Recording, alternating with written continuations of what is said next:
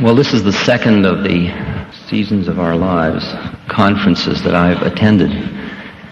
And I'm again impressed with Bill's courage in bringing together such a potpourri of presenters. While my vehicle is words, I don't really believe anything I say, because the nature of my work concerns the spaces between the words rather than the words themselves. For I'm dealing with an area, a realm of human existence that is basically not conceptual, and I'm faced with the predicament of trying to convey a non-conceptual realm through concept. So I must ask you at the outset to take my words with a grain of salt. If you don't like them, don't worry about them. They will pass quickly. In order to understand the stages of life and ultimately the process of dying, one has to have a context in which to understand these things. And the context usually is defined as what is the meaning of it? What am I doing here on earth? Because having an understanding of one's function or purpose makes one understand whether some process that's going on in transformation is functional or dysfunctional, whether or not it's useful or not. I mean, I think none of us are so naive at this point, certainly not in this gathering of professionals and people related in related fields. None of us are so naive as to think that only that which gives pleasure is useful. I think most of you now have found through your own experiences that there is incredible growth through suffering. That doesn't mean that we would go around programming suffering into people's lives. We don't give Suffering 101, which is electrodes under.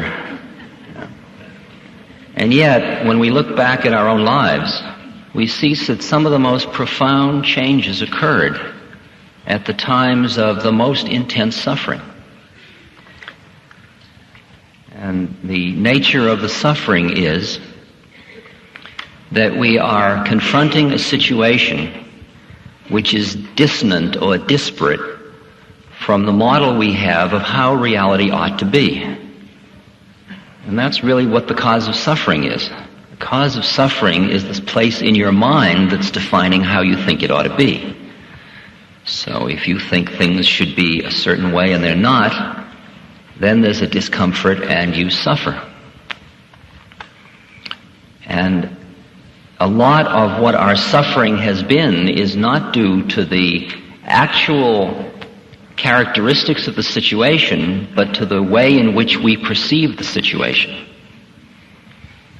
And that perception is based on our contextual understanding of who we are and what we're doing here. So that I must delve a little bit more into the philosophical underpinnings of your and my existence for us to have an appreciation of what the seasons of our lives, particular reference to dying, how to perceive them, how to understand them in a useful way. I'll paint a scenario that just give you a little example of what I went through in some of my processing. I'm in Benares, the city of dying in India. In the Hindu religion, the highest way in which you can die is to die in Benares. And when you die in Benares, your body gets burned at the burning ghat, and the bones and ashes get thrown into the Ganges River. And through that simple act, you are spiritually freed, and we'll talk a minute about what that might be about. The result of that belief system is that Benares is full of people dying. And most of these people have no money whatsoever. They are beggars at the most extreme states of survival. Many of them are lepers. They have a loincloth, man or woman, just a loincloth, and maybe a begging bowl. Many of them have advanced states of cancer. Many of them are just skin and bones. They are dragging themselves through the streets. And often on their loincloth there is a little sack which contains the money necessary for the wood for their funeral pyre. Now, if you think of yourself as a human being and think of them as a human being and empathize for a moment with their predicament, here we are in Orange County having just had a nice lunch and being in comfortable soft chairs, it's hard to imagine even identifying and realizing these are fellow human beings. But they are. They're just like us. They're just got a different place in their minds and they're in a different life moment. When I first came to Benares, when I went out in the streets, I was in a very open space, and when I looked at these people, I experienced such horror. I couldn't really handle it at all. And I went back to my hotel room, and I am somewhat embarrassed to admit, I literally climbed under the bed. I hid under the bed, just in horror of the situation.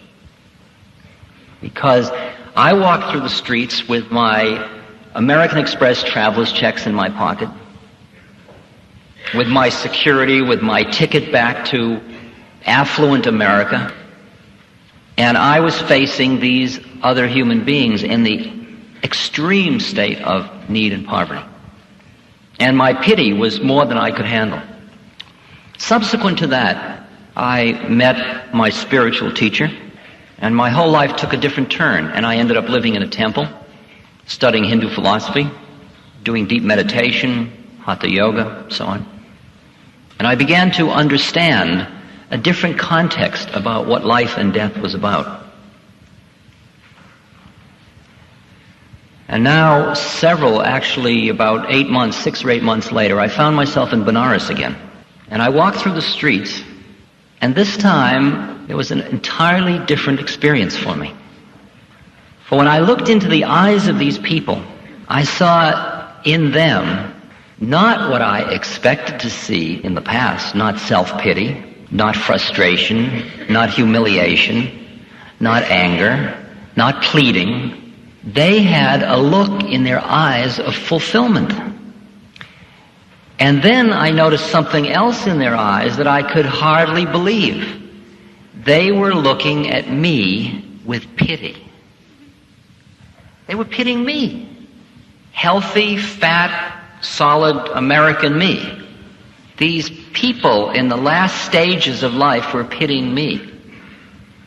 And I understood that from their belief system, they were pitying me because I was merely this wanderer wandering through life, not knowing where I was going or where I was coming from. They knew their place, they were secure in their place, they were fulfilled in what they were about to do, and they knew that I was wandering in despair and I would never find, probably not find, and they just felt sorry that I was so lost. And I had trained enough so that I could see it from their point of view, and I ended up feeling self-pity. Now, to me that's an example of how a belief system can be so strong that it can take what could be called a sad tune and make it into a happy tune. It can change the entire meaning of a situation. In the villages in India where I live quite a bit of the time, there are many beings who make 2, 3, 4 rupees a day. That's 40, 60 cents a day. And they have one meal a day, and they live maybe under a railroad bridge, crowded together. Not optimum living conditions.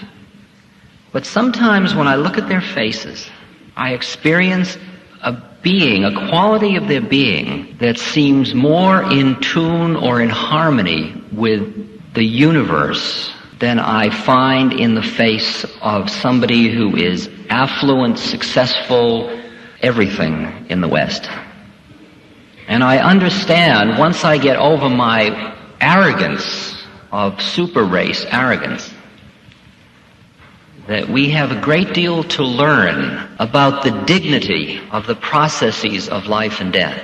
and the way of understanding them in a way to release us rather than to torment us. I have to digress briefly to just share with you my own sequence of perceptual shift a little bit so that you can appreciate the kinds of things I want to talk to you about. For I was trained as a social scientist and was a professor. I was actually part of a junta at Harvard to protest against the soft and mushy conditions of the clinical social psychology department, social relations department. I was one of those guys in favor of harder statistics. Kind of guys you love, right? I just felt that anybody that didn't know how to do a factor analysis and a chi-square just hadn't yet awakened. And though I played that game as hard as I knew how, for all the points I knew how to collect, there was in me, despite my psychoanalysis, there was a very gnawing uneasiness that I was missing something, a malaise. And when we experience a malaise in our culture, we tend to treat that malaise as if it is our fault. And we treat it as if it's our neurosis, and it's our lack of adaptability to the existing culture, which must be right because there's so many of them. And I kept trying, like fitting a square peg into a round hole, I kept trying to readapt my being to fit into the gratification patterns that the culture was offering me. And it just wasn't working. And I started to drink more, and I started to get more extreme in my ways of seeking pleasure in order to gain the kind of fulfillment to give me a feeling of well-being. Well, then I got for some years into experimentation with psychotropic chemicals, chemicals that alter consciousness, and that changed my head around a great deal. I saw through those experiments that perhaps my malaise, my discomfort, was not just my pathology, but it was a deeper something in me attempting to awaken. And that maybe instead of treating it as some sickness that ought to be treated as a problem, I should see it as something graceful, to be honored. And maybe it would be useful to allow my life to adapt, to tune to those feelings of wrongness or rightness within myself. And I did that, and I just let my life go in the course it would naturally take, responding to an inner intuitive sense of, right, okay, that's all right. And it took me through, away from academia, it took me through psychedelic chemicals, it took me to India, it took me into yoga, and it brought me back to America, and it took me into a different kind of a perceptual view of the universe.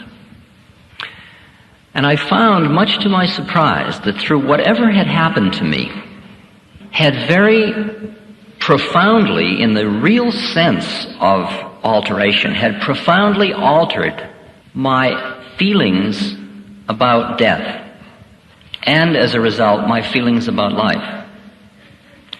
It had very profoundly altered the definition of who I think I am.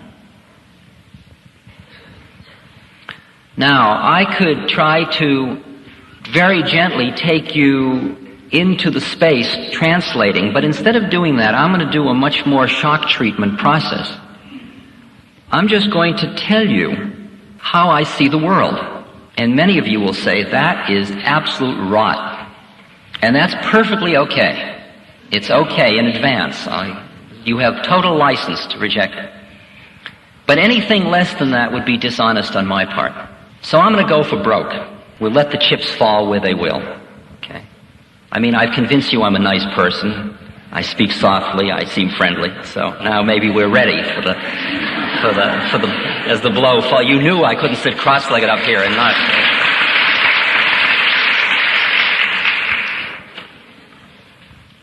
And I'll even be more outrageous by telling you that what I'm presenting to you is not a belief system. It's the way things are. See, already your shackles are up. But what can I do? Anything less would be dishonest. I just got to play. You've got to know people like me exist. To the extent that I am anything at all, and that we can open for question in a little while, seriously, we could consider me as a separate entity, a set of predisposing characteristics. You could call it would be like a DNA code, except we'll make it psychic instead of physical. I am a set of characteristics, a program that is manifesting by taking a human birth at this time.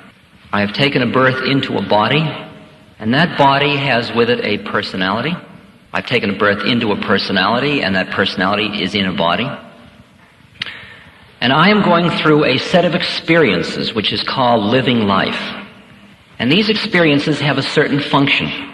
These experiences, if used consciously and intentionally by me, are vehicles through which I can awaken to who I am in truth. Let me take you through an example I often use, just another little metaphorical image and an analogy.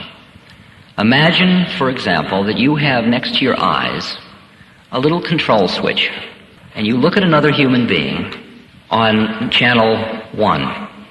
And what you see when you look at the other human being is a physical body. Man, woman, old, young, fat, thin, pretty, handsome, ugly, interesting. If you're a scientist, you might call them mesomorphs, ectomorphs, and endomorphs. Okay? It's a matrix of individual differences on physical plane. It's the plane of standing on the corner watching all the girls go by. It's that reality. Now let's just say you're looking at another person and you flick your television receiver one channel. Now you look at another person and what you see is their psychology. Oh, you're a manic depressive. Oh, you're a happy person. I wish I was happy like you. People in psychotherapy live on this channel usually. They see everybody in terms of personalities that just happen to be traveling in bodies. They're totally preoccupied with their own depressions, elations, fears, anxieties, loneliness, hopes, etc. And that's reality. That's the real you. And the physical body is merely the carrier of that. Well, let's flip it again. Flip it again and you look at another person, and if you are so trained to be able to see on this channel, you would say, oh, I know who you are. You're a Libra. I can tell because of the... You're a Sagittarius. On this channel, on channel 3, there's only 12 beings in the universe and various permutations of them. Okay? You are now seeing what could be known as the astral identity of an individual. You're seeing another plane of reality. You're seeing another way of looking at individual differences. These are 3 ways of looking at individual differences, 3 matrices, if you will. But now you flip the dial once more. It starts to get interesting. Now if you flip the dial and look into another person's eyes, you flip the dial inside your own being and look into another person's eyes, what you see is another being looking back at you. Inside an astral configuration, a personality, and a body. You in there? I'm in here. How did you get into that one? And you see what the Christians call soul. You see another soul. You see another being just like you. No different, just like you, just another being. And that you see that all the individual differences are all of the stuff in which this being is encased. Now, you could almost be comfortable with that one, but we unfortunately must flick the dial a few more times.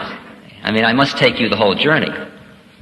You flick the next dial, and what you see when you look into someone else's eyes is you see yourself looking at yourself, looking at yourself. Because on that plane, there is only one of it. It is one awareness that is in a multiplicity of forms. And finally, if you will allow me to flick the dial just once more, if you haven't given up completely yet, you flip the dial once more, and you disappear, and I disappear, and the dial disappears, and we're dealing with what the Buddhists call void, or in the New Testament, before the Word. That is, before the vibratory uniqueness, or why God is not able to be spelled in the Hebrew religion. It's unspeakable, unknowable, unseeable, unconceivable, inconceivable. Okay, now of all of these channels on the television set, who are you? Which one do you want to settle for? You want to be middle-aged? How about that one? I mean, I'm middle-aged. I guess I'm middle-aged. I have a 47-year-old body. It's like I have also a 1974 Dodge van. But you say to me, who are you? And I don't say I'm a Dodge van. Why do I choose to identify with this? Well, if I don't pick body, should I pick personality? I'm somebody on the path. That's a good one to be. I'm a curious person. I'm curious about the future. That's a good one. I'm a responsible person. Well, I'm kind of wild. I'm lazy. I'm working on myself. These are all different psychological takes of who one is. Each plane, each turn of the dial has a different statement of your identity, and each one is getting into a more and more profound place. Now when we come back to who am I, which channel are you talking about? If we start from the top and go on down into the grosser and grosser planes, I am the void who manifests as the one, who becomes the many, who has a unique set of factors to work out through a unique astral, psychological, and physical body. That's what I'm doing on earth. I have taken a body to do certain work. And when I finish that work, I will drop that body. We are dealing here with the issues of karma and reincarnation. Now, in the West, after the councils of Trent, Constantinople, and Nicaea, anywhere from about 200 to 500 AD, these ideas were roughly thrown out of Christianity because they didn't make the church a workable situation. Because when you had reincarnation and karma, every human being became their own priest. Because it was between you and God. And for the church to keep its own control, it needed to use and see its function as keeping people morally living properly. It had to get rid of those concepts.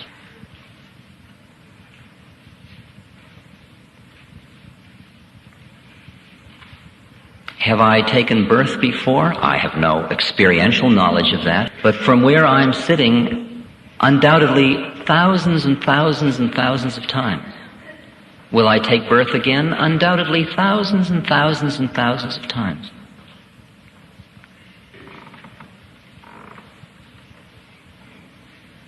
I have to tax your brain with one more difficult concept. As long as we were dealing with your body, with your personality, with your astral identity, or with your soul, we were dealing in time. Time passes, things change. The minute we got up into the higher plane than that, in the one, there is no time anymore. Time is relative. Now we're dealing with the place where when you know yourself as that, you just are. You are going nowhere and you are coming from nowhere. The Zen master says your going and coming is nowhere but where you are.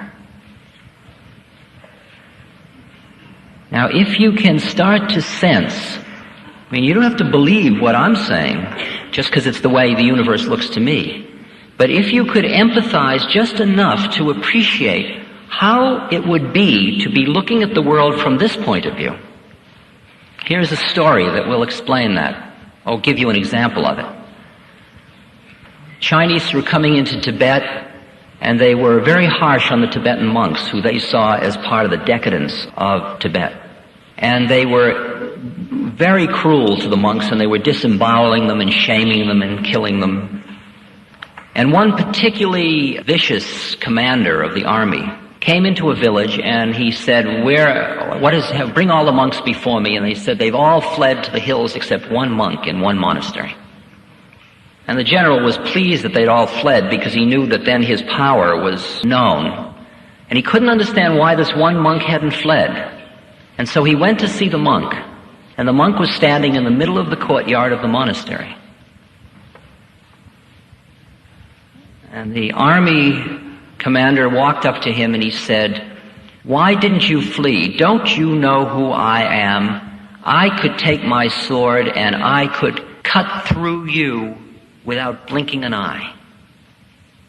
And the monk looked him in the eye and said, "Don't you know who I am? I am somebody who could be cut through by your sword without blinking an eye."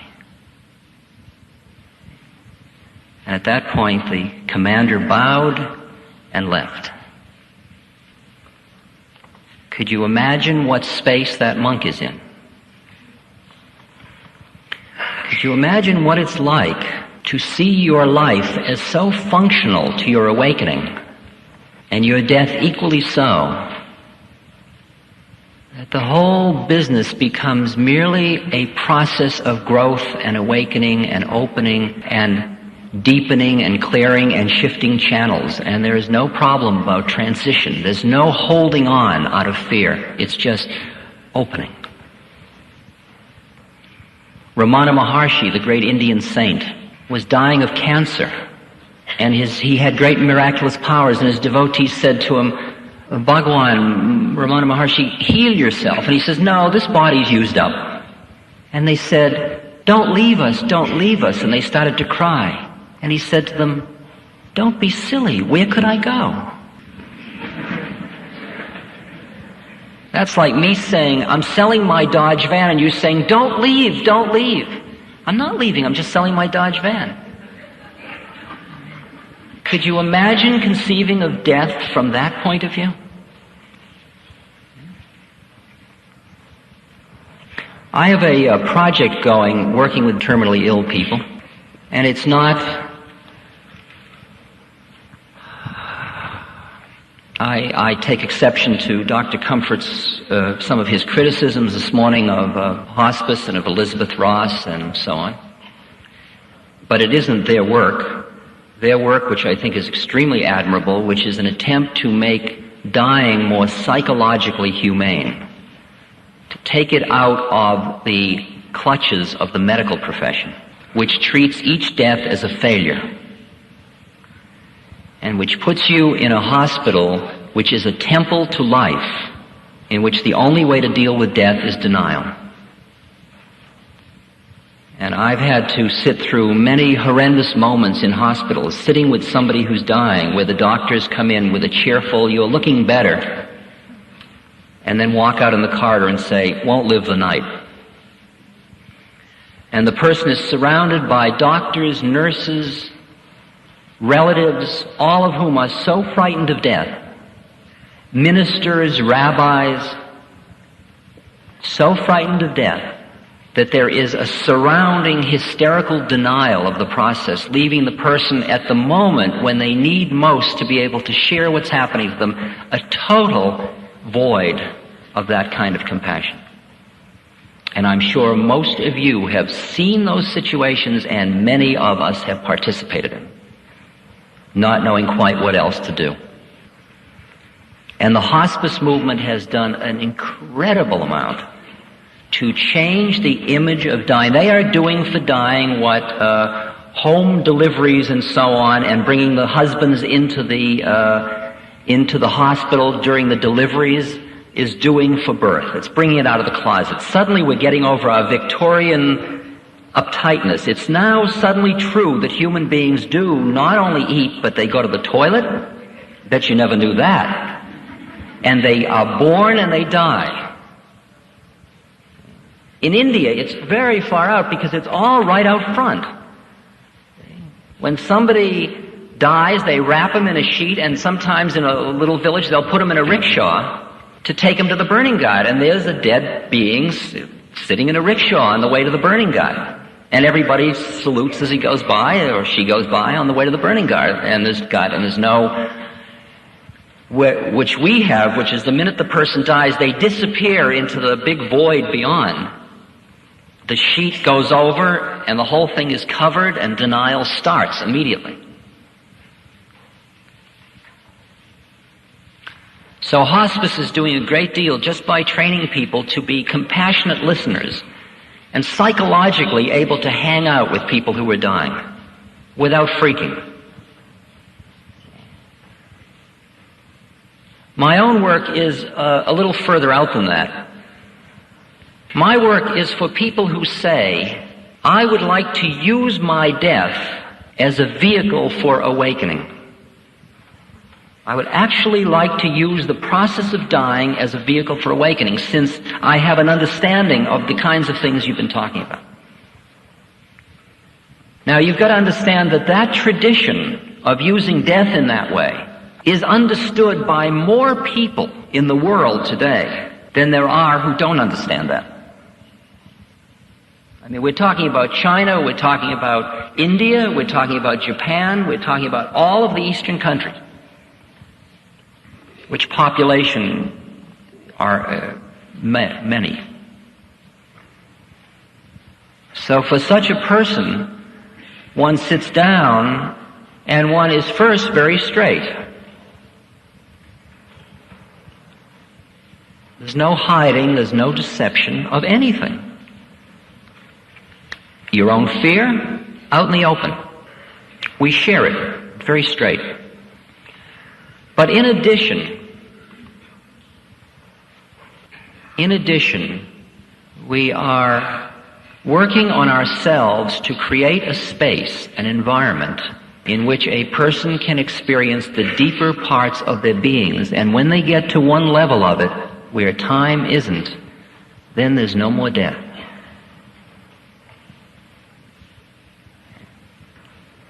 Sometimes I just go and I sit in a room with somebody who's dying, and I merely sit there quietly with them. And they run all of their fear through me.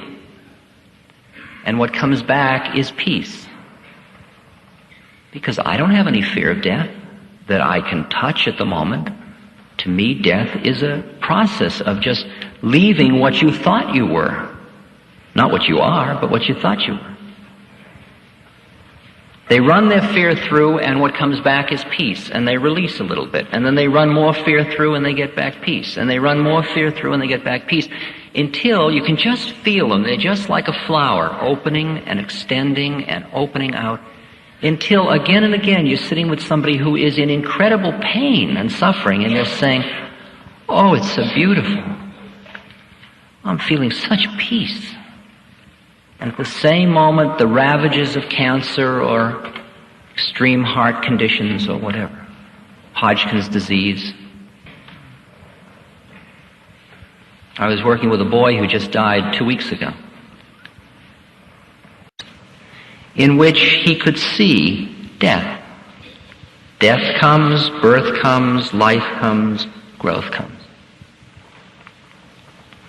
For you to be of any use to someone that is dying, for me to be of any use, there is one simple rule. You work on yourself. You don't work on the other person.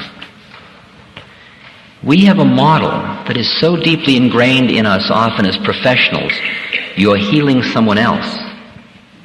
You're doing for the old people. You're doing for the young people. You're doing for the dying people. I have a very simple rule in my life: work on myself. Because all I can offer to you or to a dying person or to a marital problem or to some child, I can only offer my being. And my being is the result of everything I've done in my life to get to where I am. That's all I have to offer. I have my love to offer. But if you can flip through those channels, that love is not conditional love. It's not based on individual differences. It's merely the love because you are seeing the divine plan made manifest again.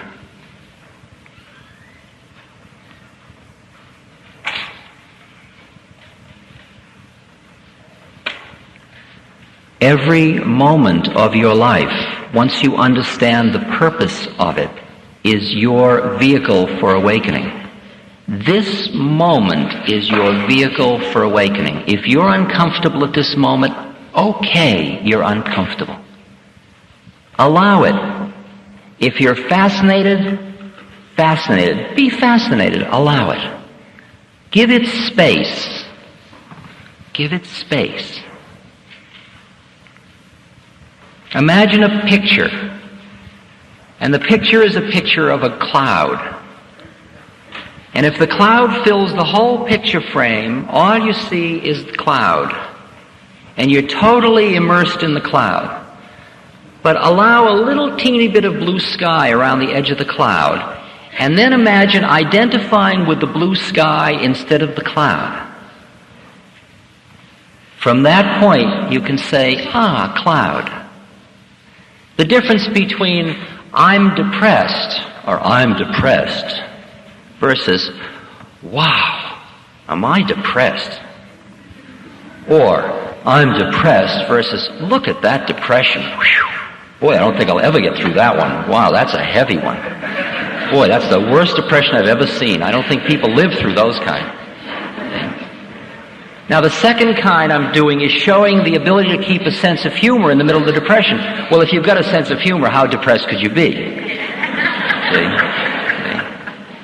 But that's the issue. It's the issue of the tiny bit of spaciousness that surrounds the identity with the happenings of life, the experiences of life.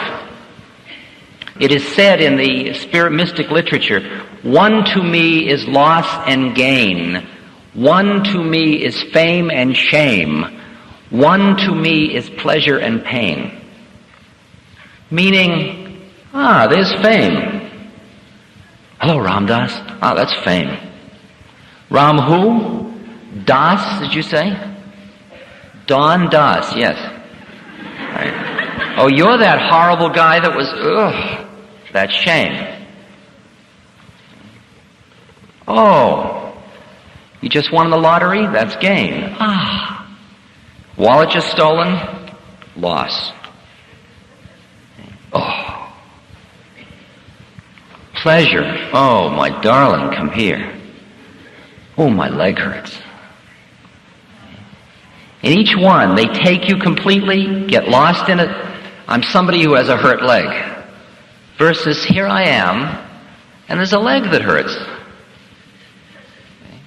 The predicament is that most of us don't want this kind of consciousness because we don't want to lose the rushes or the trips of life. We don't want to forego the romanticism. We don't want to forego the rush that comes from identifying with our own melodrama.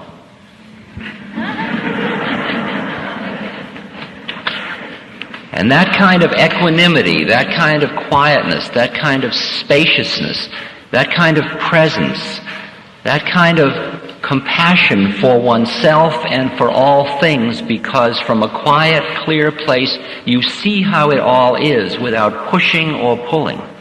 For it is only the non-attached mind that can truly appreciate how it is. Otherwise, you're just seeing the projections of your own desires. If you're hungry and you get down the street, you will notice restaurants. If your car is making a strange knock, you will notice gas stations. If you are horny, you will notice makeable people. And that is what your universe is full of. Because you and I are living in entirely different universes, because each individual is living in a universe created of selecting from the possible infinity of things, those things which lock in with your own desire system. So if you identify with a desire, that will determine what you see in the world. when you get to the point that you can allow a desire system without identifying with it, sure, I have lust. Sure, I have greed. Sure, I have fear. Sure, I have depression. But here I am. I am. I am, and there's an aging body, and I am, and there's depression, and I am, and there's hope, and I am, and there's planning, and I am, and there's death. How different the space. That's because the television channels, you're living on more than one of them simultaneously. You're starting to live on all of them all at once.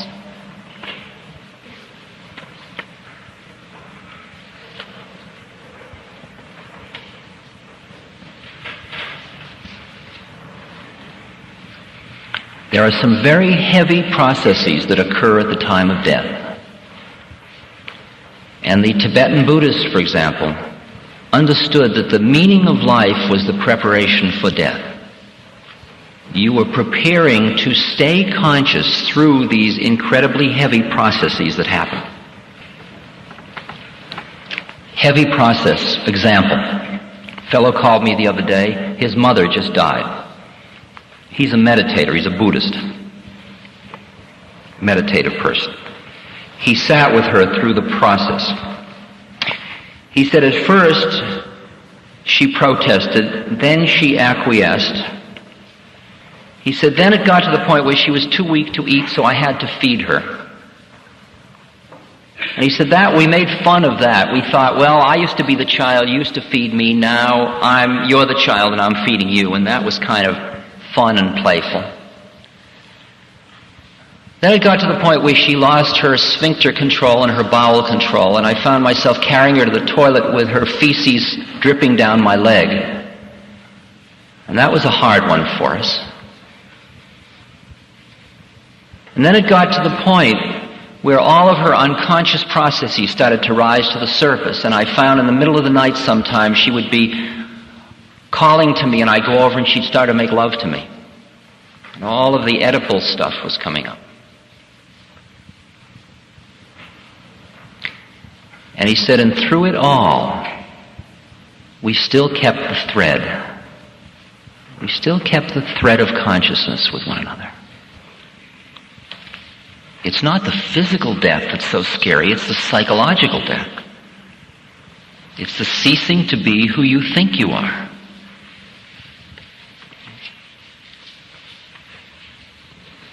The thread was held. And I have been now with many people and just holding them as they die. And being right with them, looking in their eyes as the spirit just leaves, as they just leave. And the last breath occurs and the eyes glaze over and the being just leaves. And there's just a release, an opening. Because by the time they got to that moment, they were no longer clinging to that which dies. Don't be silly. Where could I go? There's no more clinging to that which died. For who we are was, is, and will be. And these are just processes of transformation that we're going through. Just like it's very hard for a prepubescent to understand the time will come when his baseball cards aren't that relevant.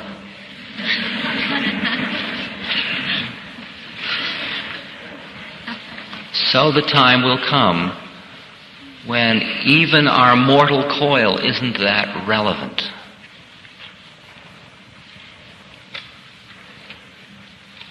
I gave a scenario at the last workshop, and I like it because it's so explicit. It's a very heavy, far out one, but I'll give it to you anyway. If you will just imagine somebody who has died, okay, and they died in the Western, I'll give you two people. One has died in the Western metaphor, see, so they're busy not dying. Doctor, save me, transplant me, implant me, do whatever you do, but don't let me die. But you're dead, then you die. And a voice says to you, hello. And you say, well, if I can hear a voice saying hello, I guess I didn't die. The voice says, no, you died. You say, well, I can't have died. And that's confusion. It's called purgatory in Christianity. And you just sort of hang in that place, and then you get reprogrammed into the next round. But now, as you go through incarnation after incarnation, on and on and on and on, somewhere along in the sequence of these, you begin to awaken just a little bit. And you get to the point where you begin to hear what I'm talking about, and you begin to see, wow, far out, that's all that happens when you die. So as you're dying this time, instead of, doctor, doctor, you say, wow, this is going to be great. Here we go. Ready? Ready? Put on your safety belt. Here I go. Ready or not? Oh, wow. Okay. Now you're dead, see. Somebody says hello, and you say hi. Okay. Now you're in a new predicament. You're still somebody. You're not nobody yet. You haven't finished your rounds of birth and death. So you're going to take another incarnation because you've got more stuff to do. You've got to go through more experiences. So you have a list of things you've got to go through, see. You say, gee, if I did it right, I could clean up all of these in one birth. Far out. Let's see. If I took birth as a child in the poorest tribe in Africa, that would be good, because I'd clean up that one. That was the one I got from being that king 50 births ago when I misused that. Then let's see, if I'll get raped when I'm 9. That'll be beautiful. That would take care of that one, see. And then, see, I'll get syphilis at 13. I could die at 17 and clean the whole thing up. Far out. Okay.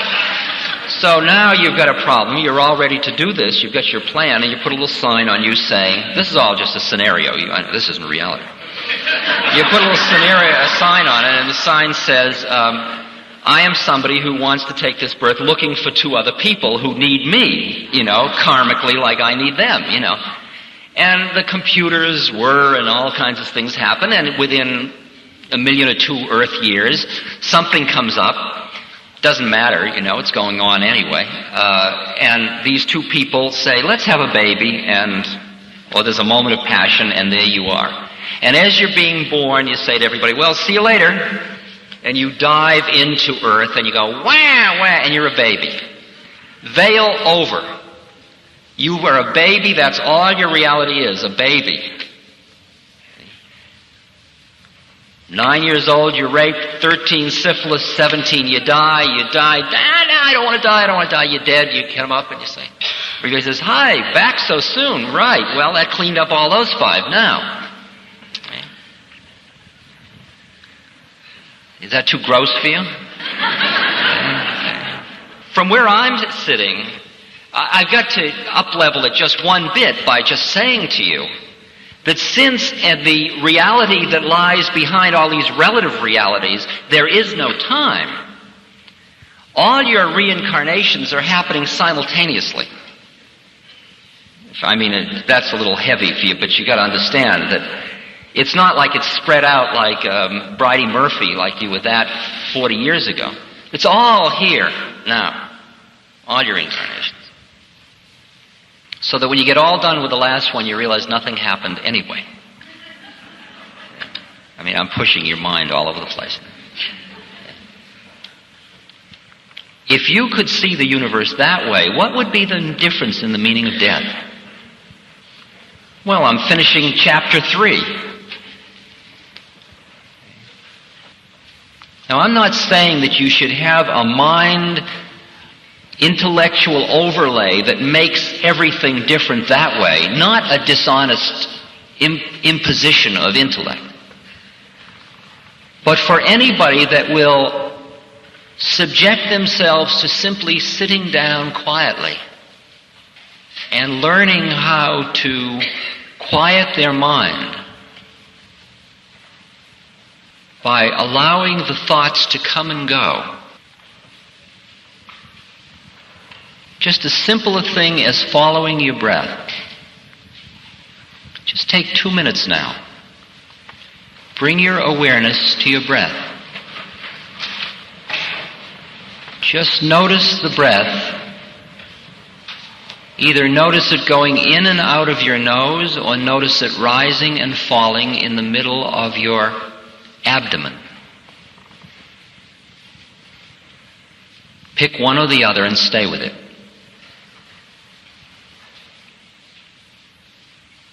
Notice the breath going in. Notice the breath going out. And notice the little transition points between the in-breath and the out-breath, and the out-breath and the in-breath.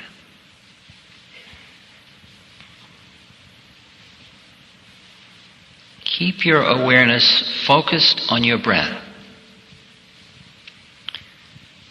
Let the rest of the thoughts come and go, just like tiny little insects around a light. If you notice feelings in your body, notice them, and then let them go. If you are thinking about what this is all about, notice that thought, let it go. Come back to your breath. Breathing in, breathing out.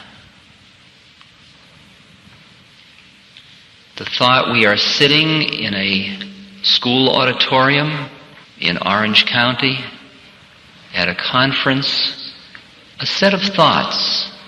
Notice them, let them go. Floating by like leaves on a stream.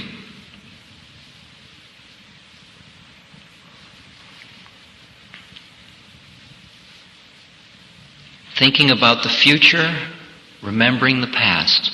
Thoughts coming, going. Bring your awareness back to your breath.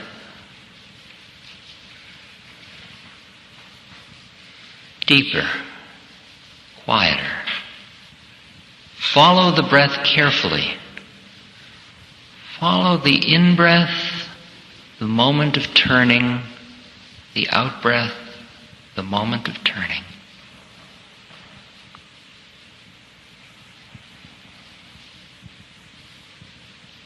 The silence in the room, notice it, let it go. Come back to the breath. The breath is the focal point. It's the primary object. The rest of the universe comes and it goes. Problems come into mind. Notice them. Bring your awareness back to your breath.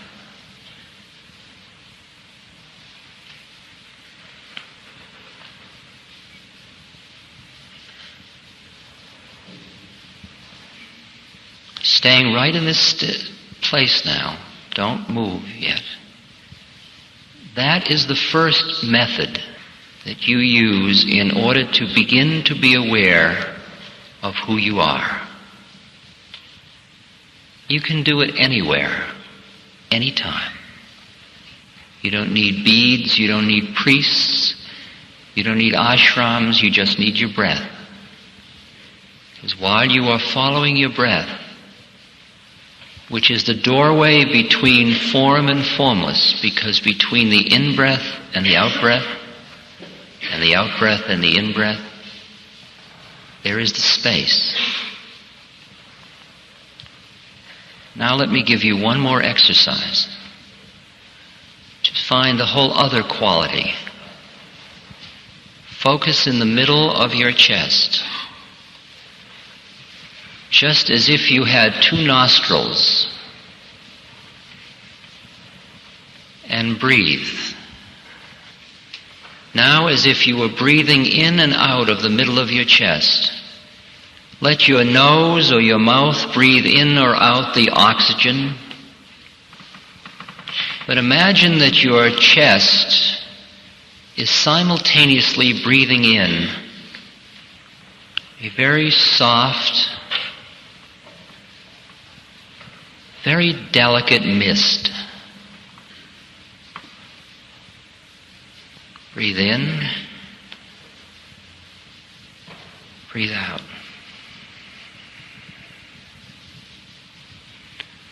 When you breathe in, let that mist pour through your body. Let it pour up into your head, to your arms, to your torso, to your legs.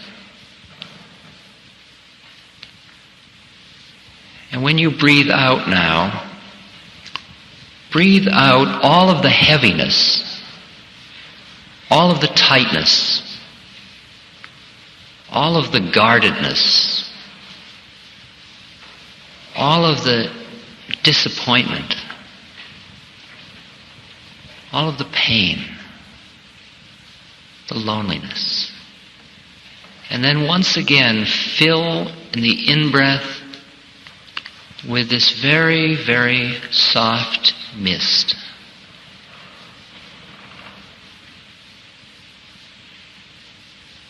Let it wash through you just as if it were Drano, cleaning through all the tubes. When it dislodges something, a sadness, or a doubt, or a fear, just breathe it out.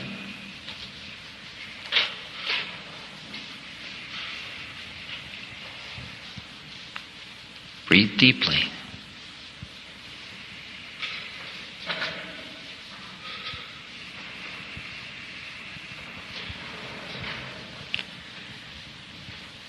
And then once you feel you have loosened as much of the stuff that holds you back from knowing who you are as you can at this moment,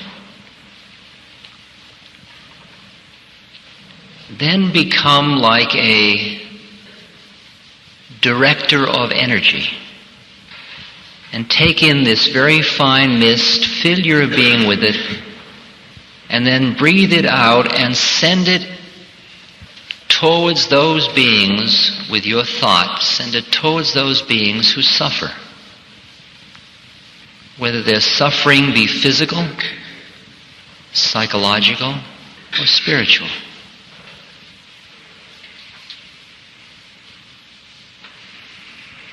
Just as if you were surrounding them with light.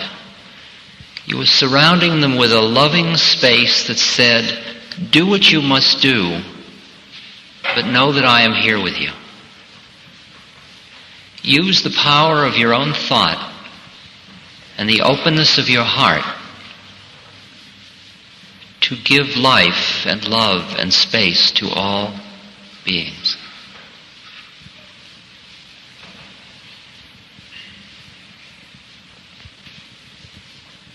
And you can get so that every in-breath is a blessing you receive. Every out-breath is a blessing you transmit.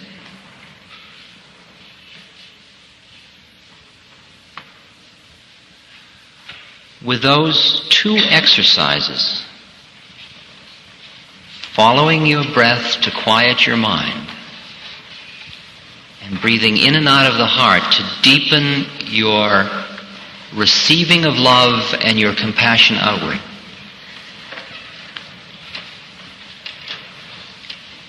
you become an environment in which everybody you meet can grow. You become an environment of quietness, of non-judgment, of love, of presence. For you to share the higher channels of consciousness, you must know them in your own being. Not with your intellect, but with your being. When Gandhi was on a train that was leaving the station, a reporter rushed up to him and said, Mahatmaji, would you give me a message to take back to my people? And Gandhi said, he scribbled on a piece of paper, my life is my message.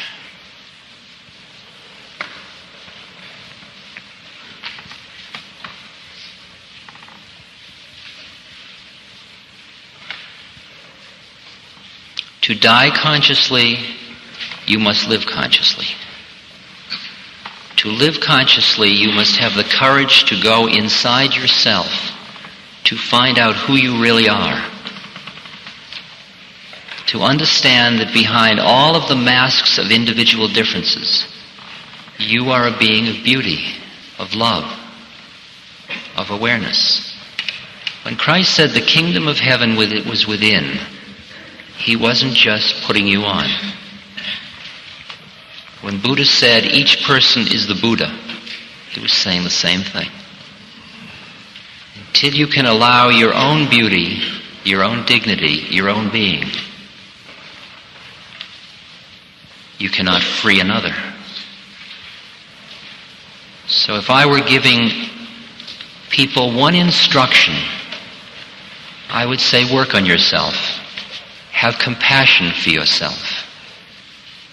Allow yourself to be beautiful. And all the rest will follow.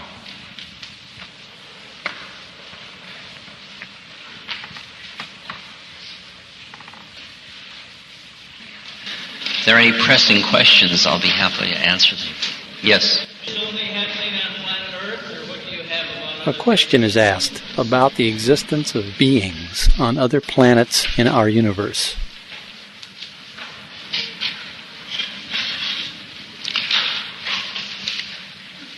Well,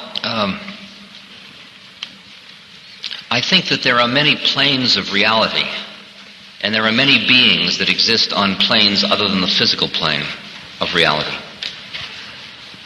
I think you're asking a question about the physical plane, about the physical universe, beings on other planets. I know nothing about any of that. I do know that there are beings living on other planes of consciousness and that this is merely another plane.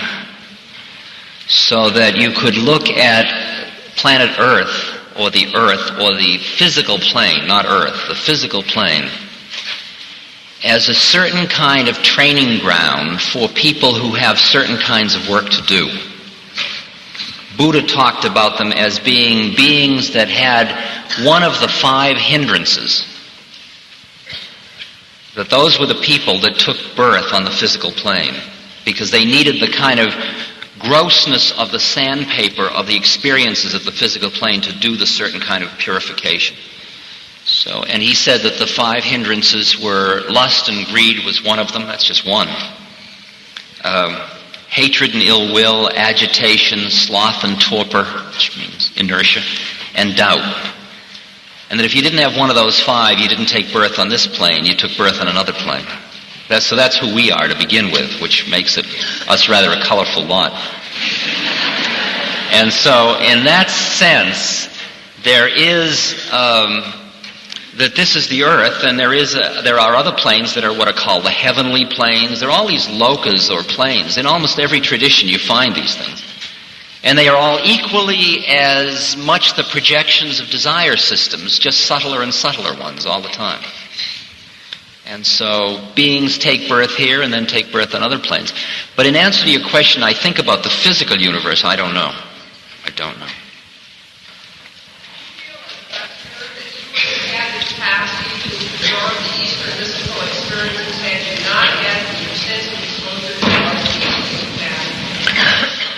The question was, would I have been open to the Eastern mystical tradition had I not had such extensive experience with psychedelic chemicals?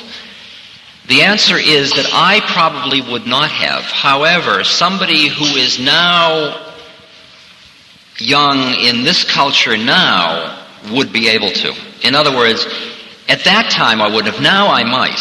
If I wasn't so encrusted and closed in by the time I'm 47 and have bought a model so tightly that I don't have any space, then I wouldn't be able to hear it now. But now the environment is supportive of hearing this message, while 15 years ago it was not. I think that the psychoanalysis was useful. I'm sure everything in my life has been useful. I mean, I look back on all my experiences now, ones that when I was in the middle of them I thought, oh, nobody's been cursed like I've been cursed. And then I look back now and say, wow, so that's what that was about. Well, far out. Look at what I learned from that. Isn't that interesting? Right? I tend to think of psychotherapy now as sort of like body and fender repair work. It isn't the essence of my being, but it's good to keep you got to honor the whole organism and the personality and the body as well. My diets, all of that stuff is ways of honoring the container I'm in, if you will, which includes my personality. But what happens is that as you start to break the identification to the grosser planes and start to identify with higher and higher awareness in yourself, you find that the individual differences that before were a problem for you are no longer a problem. They are merely a definition of your uniqueness. So that I would say that my neuroses didn't go away. I've just made them my friends. Okay? They're just kind of irrelevant. They're irrelevant friends to have around. Okay? I'm just as neurotic as I ever was. Right? Yes?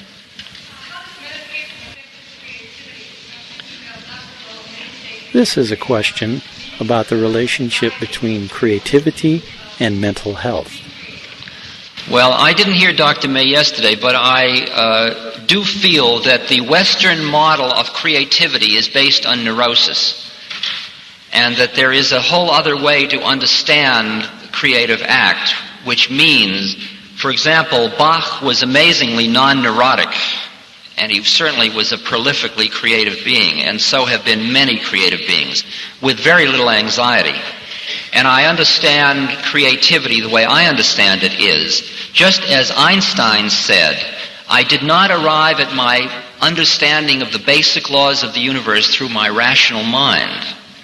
Rather, he went inward into a higher way of knowing, an intuitive space, another plane of consciousness in which the universe is. Outside of time, it just all is. And then as he comes back from that, what's called a mystical experience, he comes back in, and then his training as a physicist leads him to take that non-conceptual thing and conceive of it into physics. And so a Bach goes into these spaces and comes back, and he hears the whole symphony. It's all there, just like that. And then he just comes back and writes it out. So that my feeling is much less that we are learning versus we are remembering. My feeling is much less that we create rather than we tune to. As far as I'm concerned, the entire universe is within us. We merely have to quiet down enough to hear who we are. And as you become more conscious and less mechanical in the sense of being identified with the things which are within law, like body and personality, which are within deterministic law, as you move into pure awareness, you are freer in that sense, and out of you, every act becomes a creative amalgam of all of the things in the universe. That's what Taoism is about. That's when you see a monk, you can see the way he walks is a creative act. The way he washes a dish is a creative act. His calligraphy is the creative act. You can see, just in the form of the movement of the hand, the creative act. It isn't, now I'll be creative. It's just a creative way of living. It's a way that's in flow with things around you. And that's what that breathing is about. It's about opening you up until you just become part of the force or the flow of the universe. And there's where creativity is from where I'm sitting. Okay. This is a question about how chakras work. The chakras, or psychic energy foci in the body, of which there are 7 in the body and there are some over the head, are a way of conceiving of the process of transformation of consciousness via the route of focusing on energy. Okay? Working with the kundalini or the shakti or the energy or the prana or whatever you want to call it. That's one route of doing it. Okay? Like if you're climbing a mountain, you could take the southern route or the northern route or the eastern route or the western route. One route will be meditation. You could just sit down and follow your breath, and in the course of that, all your chakras will open and all the energy will flow and it'll all happen, and all you did was follow your breath. Or you could do breathing exercises and bring the energy up your spine, the sushumna, another method, the south route. Or you could do service. My route is service, of love and service. I mean, my daily life is my vehicle of coming to God. You are my exercise on myself. That's my vehicle. And I am yours. So that's karma yoga, okay? So it's just another route through, and it is a way. It's a very beautiful way, but it's only another way.